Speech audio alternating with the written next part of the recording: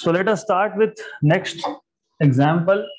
A simplified model of hydrogen atom consists of an electron revolving about a proton at a distance of 5.3 into 10 power minus 11 meter. The charge on a proton is, you know what is charge on proton, plus 1.6 into 10 power minus 19 coulomb. Calculate intensity of electric field due to proton at this distance. तो first of all question बहुत simple है, आपको पता है what do you know is simplified model of hydrogen atom में you have one proton at the center and then you have one electron revolving around. Okay, तो ऐसा आता है. Then you have been given, क्या दिया आपको, distance. Distance मतलब क्या, radius of orbit of electron. कितना बोला है, 5.3 into 10 power minus 11 metre. Okay, और चार्ज ऑन प्रोटॉन मतलब E की वैल्यू दी है आपको 1.6 into 10 power minus 19 coulomb. You are suppose to calculate electric field intensity. किसका इलेक्ट्रिक फील्ड इंटेंसिटी, प्रोटॉन का. कौन से डिस्टेंस पे, जहां पे इलेक्ट्रॉन है, मतलब एट डिस्टेंस ऑफ r. तो बहुत सिंपल सा क्वेश्चन है ये, because all you need to do is you need to first of all know formula. तो इलेक्ट्रिक फील्ड का फॉर्मूला क्या था, 1/4 pi epsilon 0. Source charge, source कौन है यहाँ पे, प्रोटॉन, क्योंकि बोला है calculate the intensity of electric field due to proton. तो charge upon distance square, r square. तो question is very simple. Okay, so here you have electric field E is equal to 1/4 pi epsilon 0, 9 into 10 power 9, 9 into 10 power 9. Okay, E is 1.6 into 10 power minus 19 divided by distance का square. What is distance, 5.3 into 10 power minus 11 का square. Okay, so this is equal to, इसको solve करो. And मैंने बताया था कि सबसे पहले get rid of powers of 10, मतलब उसको सिंप्लीफाई करना है. 1.6 का पॉइंट हटा दिया तो 16 into 10 पावर माइनस 20, ये माइनस 20 आ जाएगा, और ये प्लस 9 है, मतलब 10 power minus 11.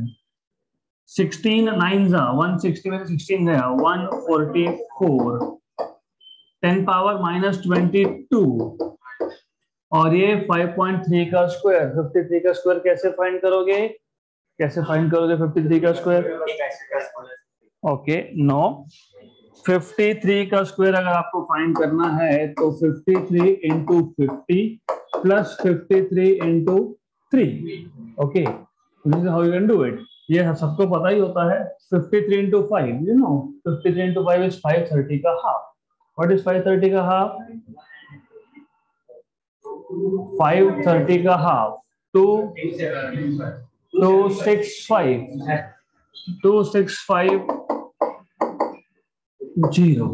okay, this is what you will have. 53 5 is 265 और ये 0. 53 into 3 159, 159. ये 9, ये आगे आपका 8 and this is 2, so 2809.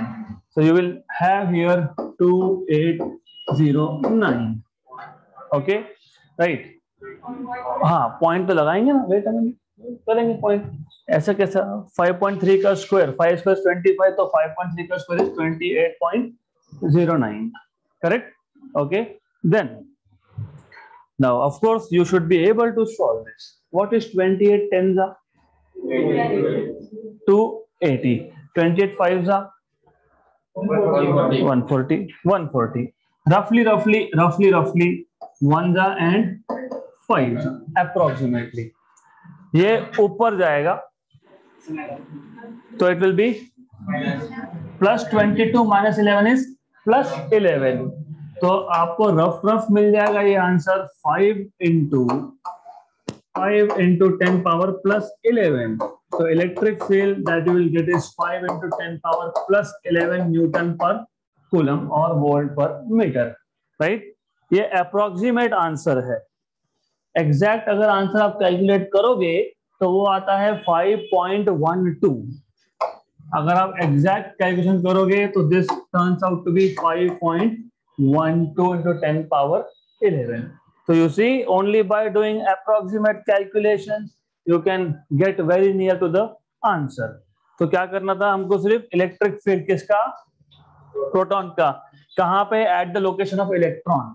अगर उल्टा पूछा होता तो electric field of electron at the position of proton, फिर क्या करते? सेम करते, सिर्फ एक नेगेटिव साइन आता। क्यों? क्योंकि इलेक्ट्रॉन पर चार्ज होता है नेगेटिव, मतलब कोई फर्क नहीं पड़ता। Find out electric field due to proton at the position of electron or find out electric field due to electron at the position of proton. So there will be a difference of sign, एक में plus एक में minus.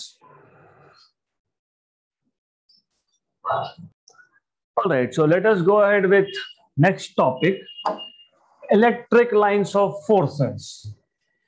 Very interesting and easy topic. तो हमको पहले आज electric lines of forces introduce करना है and then we will see properties of lines of forces, जिसको आप कैरेक्टरिस्टिक्स भी बोलते हो। First of all, what is the need of lines of forces? पहले तो समझ लो, बिकॉज यू नो, और आपको ये पता है कि अगर आपके पास एक चार्ज है, you have some charge positive charge, okay, तो कोई भी पॉजिटिव चार्ज होगा या नेगेटिव चार्ज होगा, लेकिन मैंने बताया था कि for simplicity we take charges to be positive. अगर हमारे पास एक पॉजिटिव चार्ज है, हमको यह भी पता है कि इस पॉजिटिव चार्ज के सराउंडिंग में there is a space region where another charge will experience force, और हम नॉर्मली क्या करते हैं, जो अनदर चार्ज होता है उसको लेते हैं 1 coulomb plus 1 coulomb, right. And then we know, हमें यह भी पता है कि ये जो प्लस 1 कूलम चार्ज पे फोर्स लगेगा, जिसको हमने इलेक्ट्रिक फील्ड बोला है, by definition force acting on unit positive charge is called as electric field. तो हमको ये पता है कि ये जो यूनिट पॉजिटिव चार्ज पे जो भी फोर्स लगेगा, इसका मैग्नीट्यूड है ना, मैग्नीट्यूड अभी अभी आपने फाइंड किया क्या फाइंड इलेक्ट्रिक फील्ड, नंबर मिला क्या, मतलब मैग्नीट्यूड है, okay. So means the force acting on a unit positive charge in the surrounding of another charge has magnitude and also has direction. याद है डायरेक्शन कैसे फाइंड किया था हमने बोला था कि जो भी फोर्स का डायरेक्शन होगा, फोर्स का डायरेक्शन क्या होगा, अवे, क्योंकि दोनों पॉजिटिव थे। तो इस यूनिट पॉजिटिव चार्ज पे फोर्स लगेगा, उसका मैग्नीट्यूड है और उसका डायरेक्शन भी है, करेक्ट, गुड। तो अब ऐसा है कि सिर्फ इस पॉइंट पे ही फोर्स है क्या, इलेक्ट्रिक फील्ड है क्या, नहीं। तो you can keep this unit positive charge anywhere, यहां पे यहां पे यहां पे यहां पे कहीं पे भी लेके जाओ। तो as soon as any unit positive charge comes near to a given charge, it will experience force. That force is called as electric field, and that electric field has magnitude and direction at every point. Correct? हम बार बार वही बोलते रहेंगे क्या, नहीं। तो दो तरीके होते हैं किसी भी थ्योरी को रिप्रेजेंट करने के, या तो मैथमेटिकल जो आपने ऑलरेडी किया फॉर्मूला, दूसरा होता है ग्राफिकल।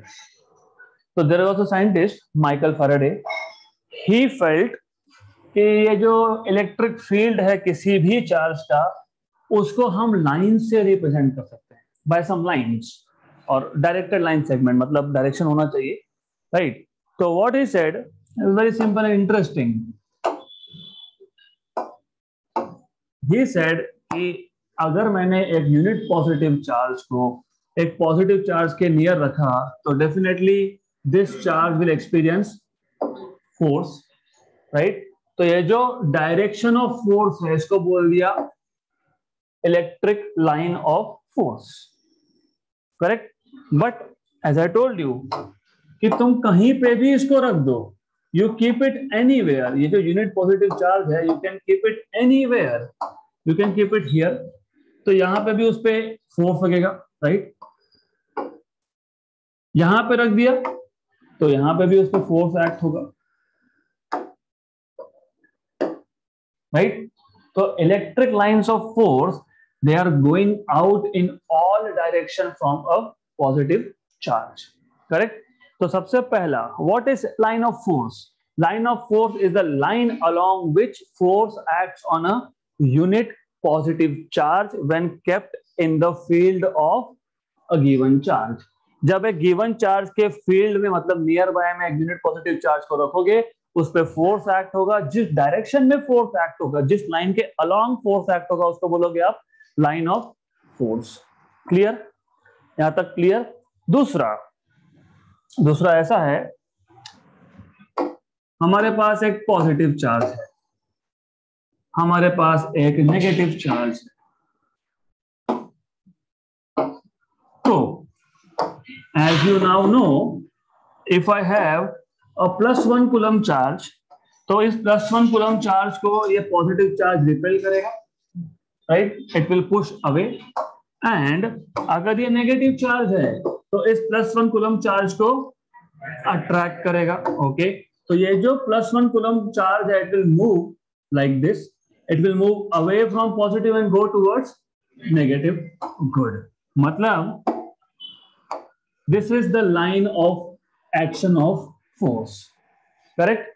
तो हमको समझ में तो आ गया what is line of force, because you only told me what is line of force, how can you define the line of force is the direction along which a unit positive charge will move when kept in the field of some other positive charge, right?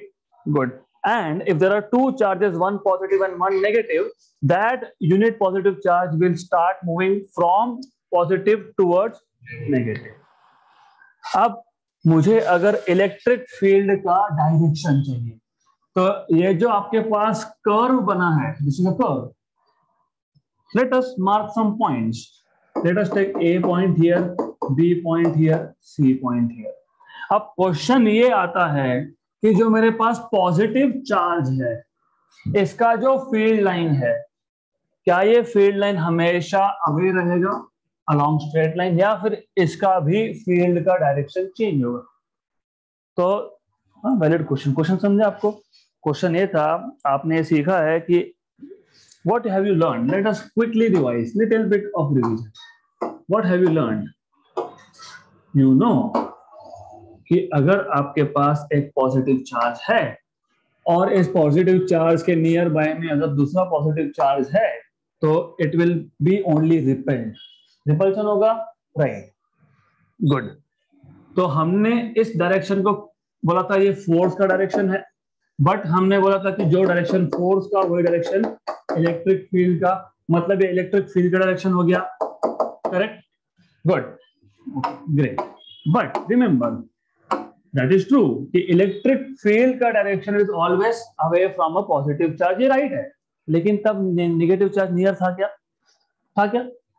नहीं, ये इसको बोलते हैं isolated positive charge. तो जब आपके पास सिर्फ पॉजिटिव चार्ज है तो पॉजिटिव चार्ज का electric field is always away. जब आपके पास सिर्फ एक नेगेटिव चार्ज है, मान लो I have just one negative charge, and if you remember, only for a negative charge electric field is directed towards, right? That is true, but partial truth. क्यों partial truth? The moment you have one positive charge and one negative charge near each other, अब क्या होगा कि एक दूसरे के electric field को ये अफेक्ट करना चालू करेंगे, so they will start affecting fields of each other. तो नाउ जब एक पॉजिटिव और एक नेगेटिव चार्ज पास में है, तो अब इस केस में इलेक्ट्रिक फील्ड जो है इट स्टार्ट्स टेकिंग कर्वेचर, तो वो कर्व होना चालू हो जाता है, राइट? तो अगर हमको किसी भी पॉइंट पे, जैसे मैंने यहाँ पे 3 पॉइंट मार्क करके रखे हैं, मुझे अगर किसी भी पॉइंट पे इलेक्ट्रिक फील्ड का डायरेक्शन निकालना है, तो हम क्या करेंगे? उस पॉइंट पे टेंजेंट ड्रॉ करेंगे। You know what is tangent?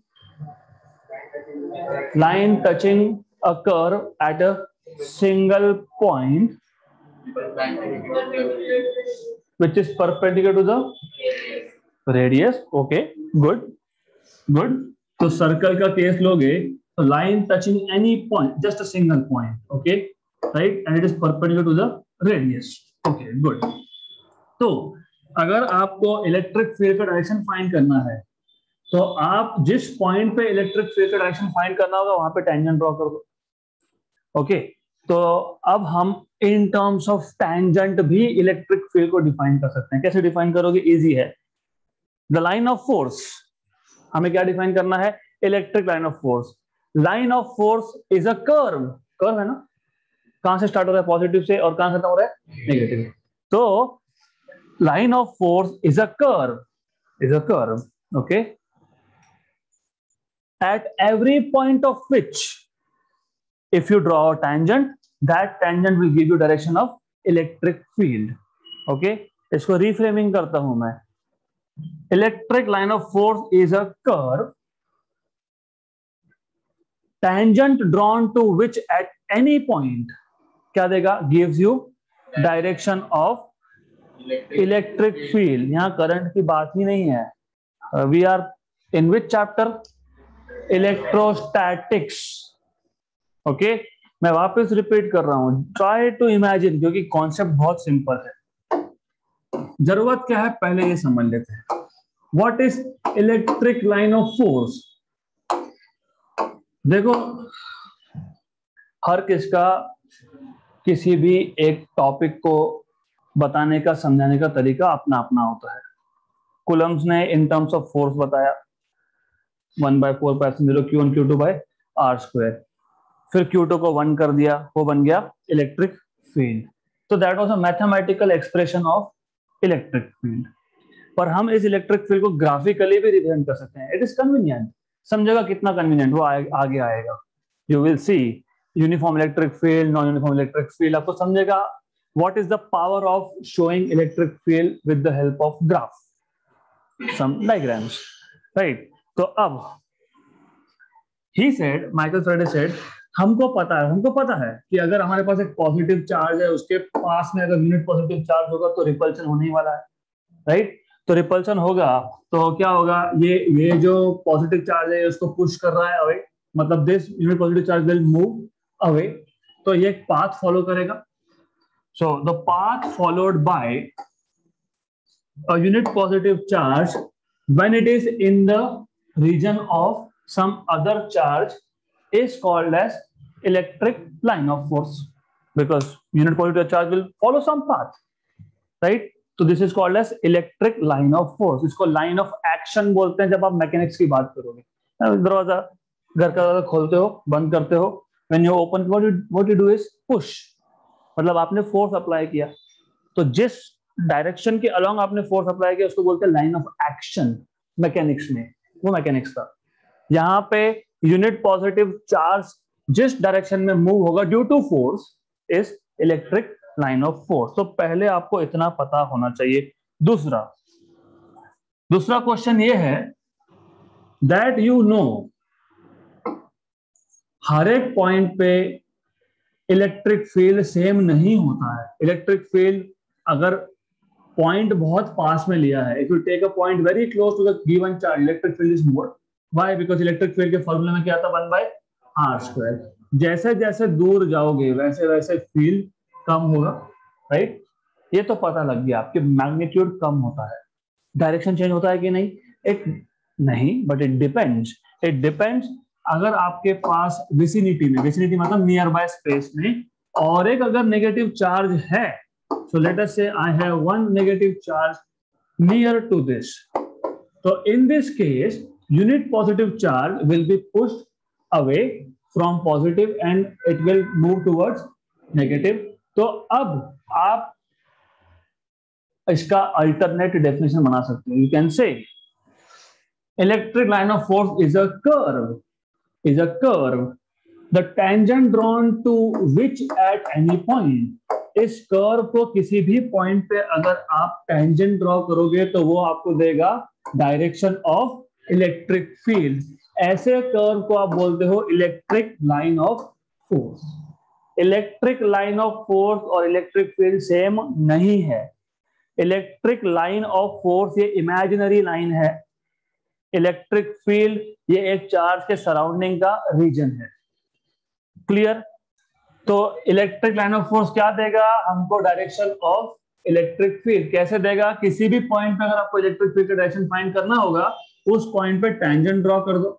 The tangent will give you direction of electric field. So look at the power of field lines. Field line can tell you what is the direction of electric field, and electric field will tell you कौन से direction के along test charge will move. Clear यहाँ तक? पक्का?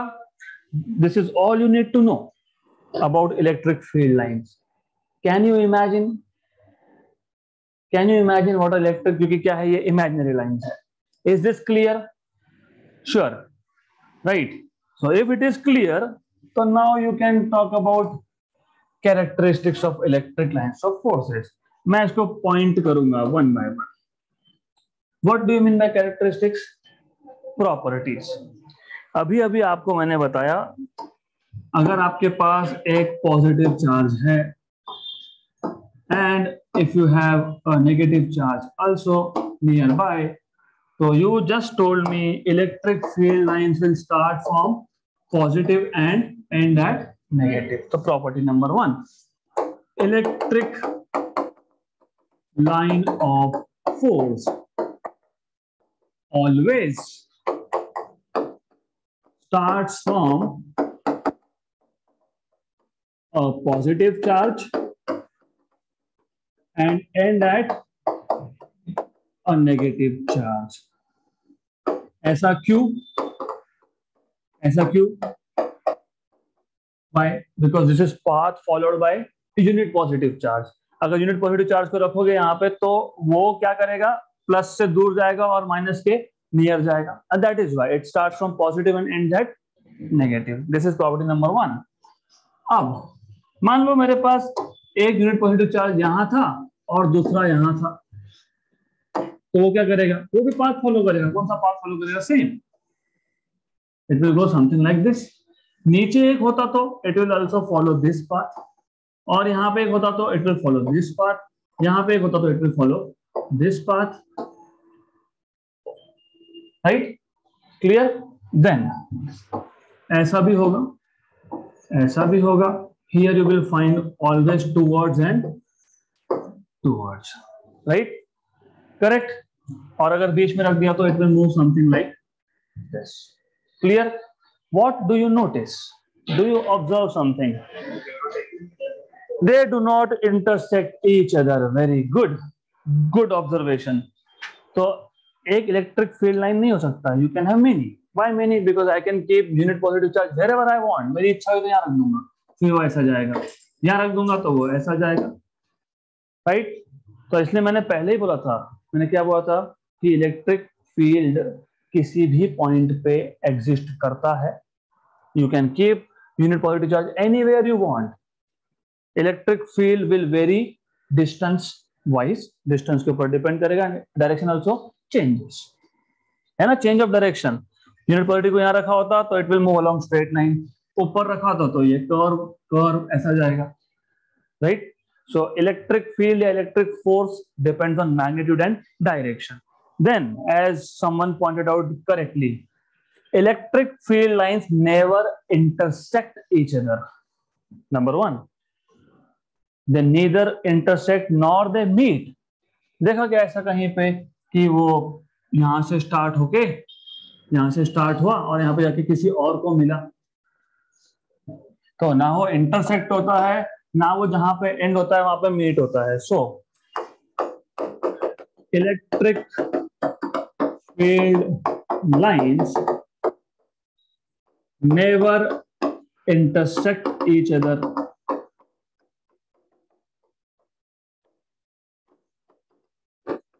Why? ऐसा क्यों? अगर intersect हो गया होता तो क्या होता? Let us imagine मेरे पास एक फील्ड लाइन है जो ऐसा है. कहां पे इंटरसेक्ट हुआ? At some point P. Right? But electric field का डेफिनेशन क्या था? इलेक्ट्रिक फील्ड का या फिर इलेक्ट्रिक फील्ड लाइन का डेफिनेशन क्या था? इलेक्ट्रिक फील्ड लाइन आपको क्या देता है? डायरेक्शन कैसे देता है? टेंजेंट ड्रॉ करोगे, electric field line gives you direction of what? Electric field. कैसे? By drawing tangent at that point, right?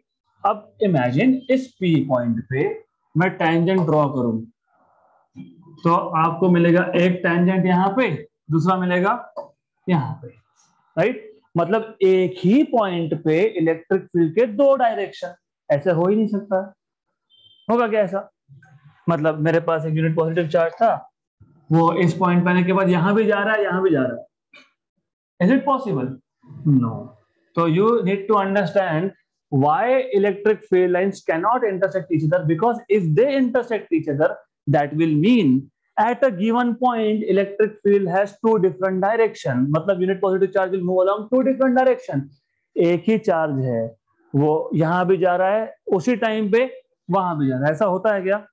नहीं होता है। So that is why electric field lines never intersect each other. ये important है, and I am telling you, अगर ये समझा तो 12th में आपको मैग्नेटिक फील्ड्स बहुत इजीली समझ में आएंगी। So you need to understand this. So then number 3, let us write property number 3. What more you can observe? What more do you observe here? Well, it's all about observation. कहां से start हुआ था? Positive से। कहां पे and हुआ था? Very good. Do you see कि जब इलेक्ट्रिक फील्ड लाइन स्टार्ट हुआ तो वो परपेंडिकुलर मतलब नॉर्मली स्टार्ट हुआ, क्योंकि by definition never forget this, never ever forget this, electric field lines of a single positive charge are always away. When you say away, इसका मतलब वो 90 degree बनाते हैं विद द सरफेस। अगर positive charge होगा तो अवे और negative होगा तो टुवर्ड्स, लेकिन बोथ केसेस 90 डिग्री। मतलब third property you can say electric field lines leave और end on a conductor normally. वो जब लीव करेंगे या जब वो एंड होंगे, दे विल ऑलवेज लीव और एंड नॉर्मली। नॉर्मली मतलब perpendicular. Okay, so number 3, electric lines, इसको इलेक्ट्रिक लाइंस भी बोलते हैं, इसको इलेक्ट्रिक लाइंस ऑफ फोर्सेस भी बोलते हैं, इसको इलेक्ट्रिक फील्ड लाइंस भी बोलते हैं। इलेक्ट्रिक फील्ड लाइंस लीव और end on the conductor, from the conductor, at the conductor, doesn't matter, on the conductor normally. ये इंपॉर्टेंट है, this word is very very important. Okay,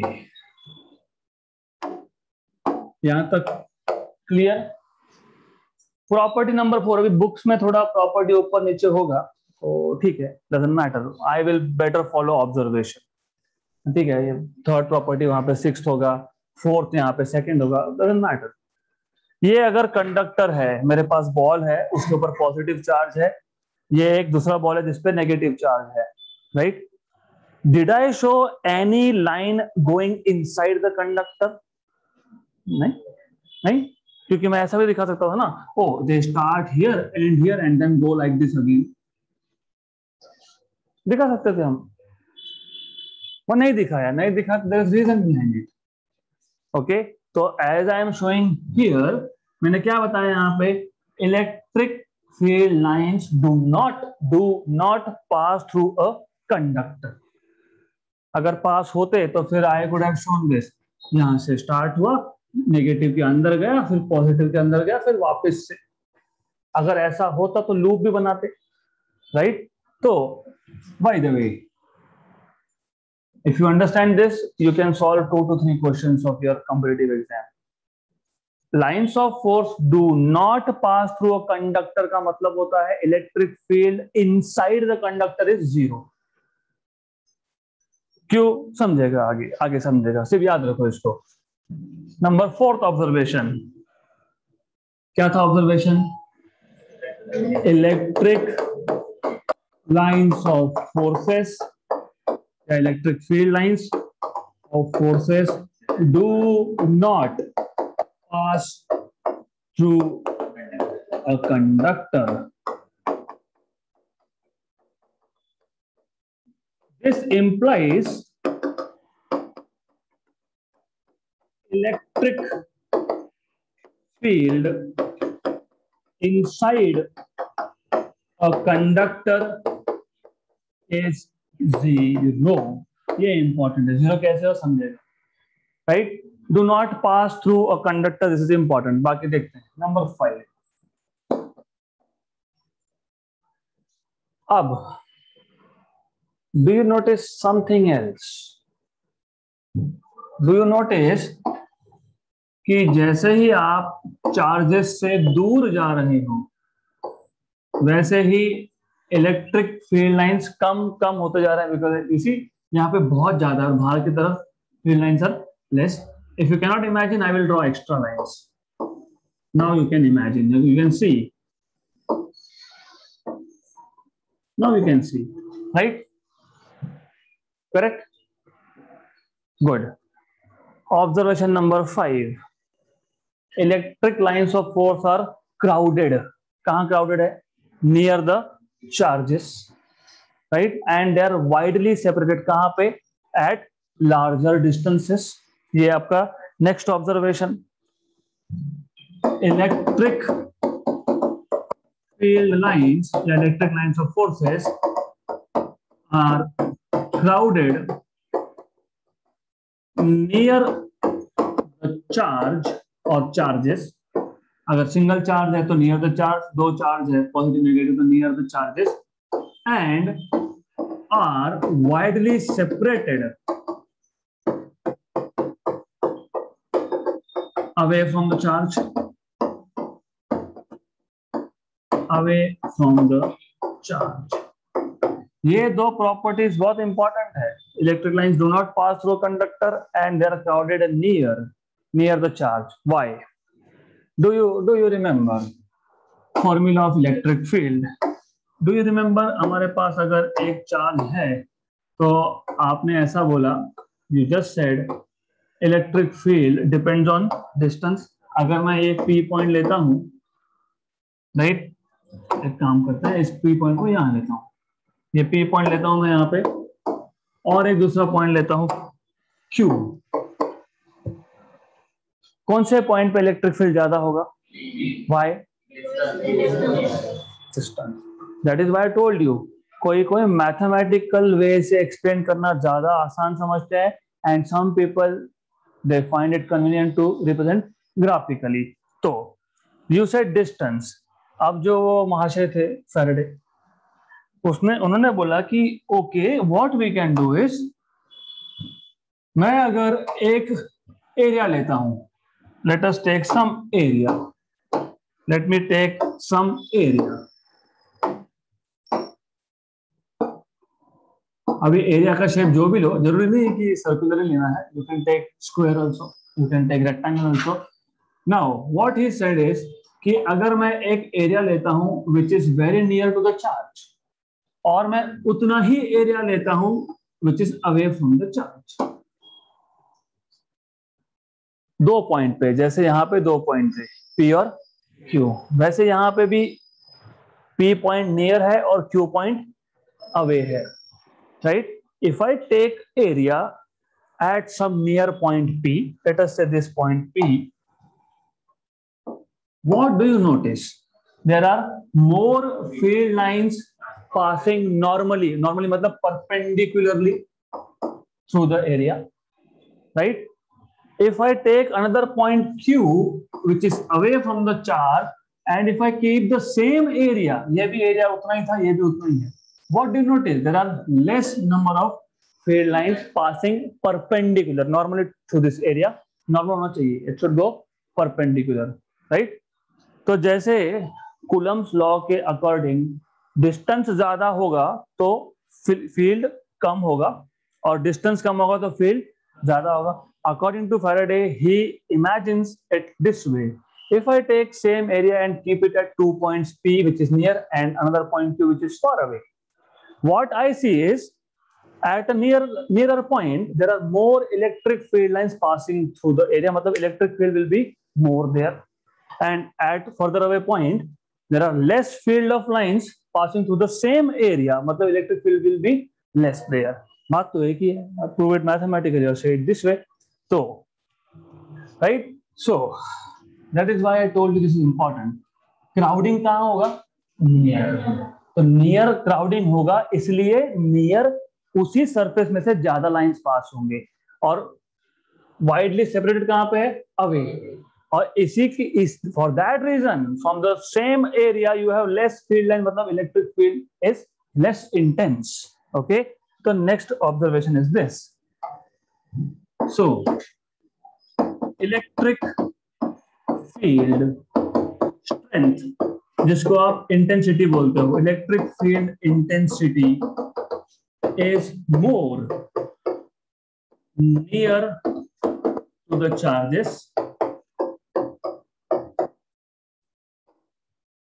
since more field lines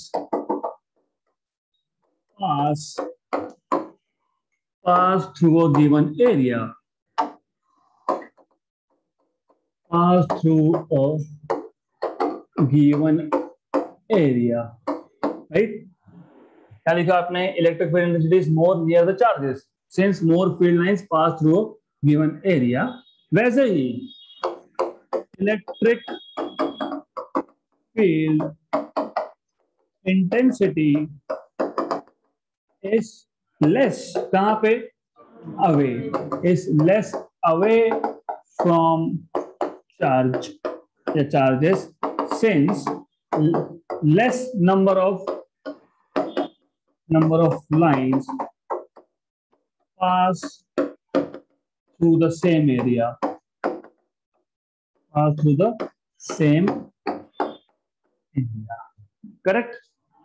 अभी आपने ही बताया, ज्यादा field lines pass हुए तो electric field का strength ज्यादा, कम हुए तो कम. अगर एक भी नहीं हुआ तो zero.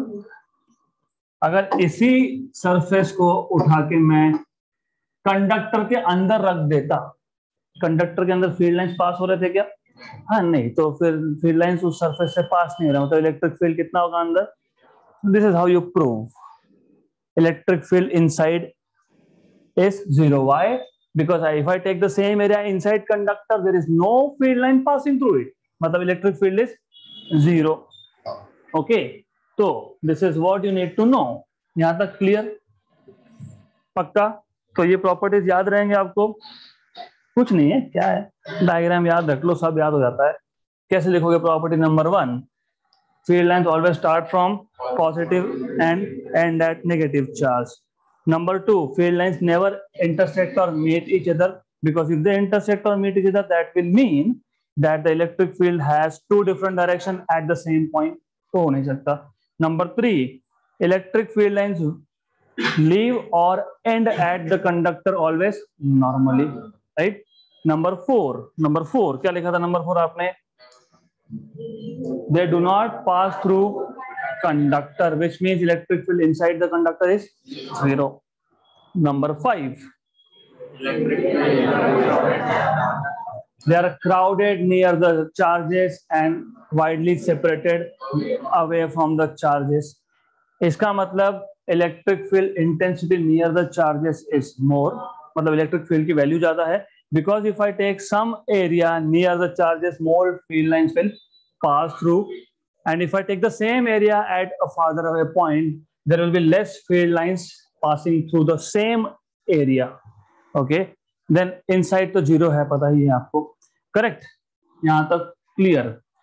Now let us look at what are different types of electric field. अब what is type of electric field? Electric field तो electric field है, it starts from positive charge and ends at negative, मतलब field lines. So electric field of a positive charge is always away from positive and towards. What do you mean by type of electric field? Let us see. देखो, first of all मान लेते हैं यहाँ पे एक point है A. यहाँ पे एक पॉइंट है B, some point C, some point D and some point E. हमने इन चारों पांचों पॉइंट पे इलेक्ट्रिक फील्ड की वैल्यू, मतलब इलेक्ट्रिक फील्ड की इंटेंसिटी, मतलब इलेक्ट्रिक फील्ड का मैग्नीट्यूड, जैसे आपने आज के क्वेश्चन में फाइंड किया था 5.12 into 10 पावर 11, राइट। अगर मैं इन सारे पॉइंट्स पे इलेक्ट्रिक फील्ड की वैल्यू फाइंड कर रहा हूं और मुझे सेम मिल रहा है, exactly same, and direction is also same, तो इसका मतलब I can show electric field by vectors of the same magnitude and same direction। क्यों ऐसा? ऐसा इसलिए हुआ क्योंकि A पे या B पे या C पे या D पे या E पे at all the points electric field की वैल्यू सेम आई थी और उसका डायरेक्शन भी सेम आया था। इसको बोलते हो uniform electric field. So if the magnitude and direction of the electric field is same at every point, then the electric field is said to be uniform electric field. And if the electric field is uniform, you can show this electric field by parallel vectors. Length of the vector gives you magnitude of the field। मतलब अगर मान लो 5 Newton पर coulomb का ये अगर आपके पास field है, if this is showing 5 Newton पर कूलम और मेरे पास दूसरा फील्ड है जो 10 का है, तो what I will do is, क्या करेंगे, सेम एरो दिखाएंगे क्या? नहीं, डायरेक्शन सेम हुआ तो ठीक है, arrow same, but if magnitude is more than you will be drawing a vector of double length. Vectors याद है? वेक्टर्स, यस, जितना ज्यादा इस लाइन का लेंथ होगा उतना ज्यादा वेक्टर का मैग्नीट्यूड होगा, राइट। जितना छोटा लेंथ होगा उतना कम उस वेक्टर का मैग्नीट्यूड होगा, राइट। तो अभी मैं आपको रियल लाइफ से भी समझा देता हूं। You and your friend are moving in the same direction. गाड़ी चला रहे हो, आपको आपके दोस्त के साथ बात करनी है, फिर क्या करोगे? दोनों सेम डायरेक्शन में जाओगे और दोनों सेम वेलोसिटी के साथ जाओगे, मतलब these are your velocity vectors, right, correct, okay. अभी एक बोला नहीं मुझे काम है मैं जाता हूँ, I have work, you keep coming with your speed, I want to go, वो क्या करेगा? Right, correct. इसका मतलब यहाँ पे इलेक्ट्रिक फील्ड के सारे वेक्टर्स को मैंने सेम मैग्नीट्यूड का बताया, मतलब किसी भी पॉइंट पे ए या बी या सी या डी या ए पे हर एक जगह पे इलेक्ट्रिक फील्ड का वैल्यू सेम है और डायरेक्शन भी सेम है, तो ऐसे फील्ड को क्या बोलोगे? Uniform. How will you define? When the magnitude and direction of the electric field is same at every point of the given region space, then the electric field is said to be uniform electric field। अब non uniform का case, there are two ways of showing। या तो आप बोल सकते हो हर एक point पे इलेक्ट्रिक फील्ड का मैग्नीट्यूड अलग है, बोल सकते हो, यू कैन से मैग्नीट्यूड अलग है, यहाँ पे कुछ और, ओके, यहाँ पे कुछ और, तो यू कैन से non uniform magnetic field, electric field, non magnetic field, non uniform electric field is a field in which the magnitude of electric field at every point is different, right. पर ऐसा जरूरी नहीं है कि only magnitude, it can also happen कि magnitude same है but direction is different। So when electric field has different magnitude and different direction, then the electric field is said to be non-uniform electric field। इसको लिखने के 2-3 तरीके हैं, I'm telling you again।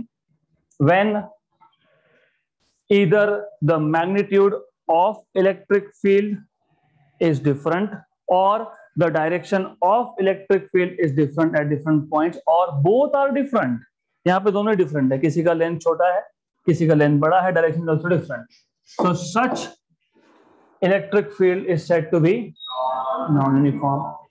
अब हम लोगों को अगर बताना है कि इस रीजन में यूनिफॉर्म इलेक्ट्रिक फील्ड है और इस रीजन में नॉन यूनिफॉर्म है, तो पैरेलल वेक्टर्स ड्रॉ किए ऑफ सेम मैग्नीट्यूड, मतलब इट इज यूनिफॉर्म, और ऐसा कुछ रैंडम ड्रॉ कर दिया मतलब it is this is one way of representing. दूसरा मैंने बताया you can draw something like this also, अलग अलग मैग्नीट्यूड है, this is also known uniform, direction is same but strength is different, right? Good, ये हो गया आपका uniform and non uniform. Radial electric field, what do you mean by radial? याद है आपको, हमने एक पॉजिटिव चार्ज लिया था, फिर हमने कहा था कि electric field of any positive charge is always away, is always away. Do you remember this? Yes, right. तो अगर पॉजिटिव चार्ज है तो electric field is always going away, and other way around. Oh, okay, sorry, just a mess, doesn't matter. Wait a minute, we will rectify this. Okay, okay, all good. Yes, yeah, finally. Anyways, so if you have a positive charge, electric field in all direction is going away from the charge, and if you have a negative charge, what happens is, क्या होता है इस case में? Towards. Very good. So it is towards. So I don't have to show away arrows. I'll have to show towards arrow. So what do you mean by radius? You did not answer. What is the meaning of radius?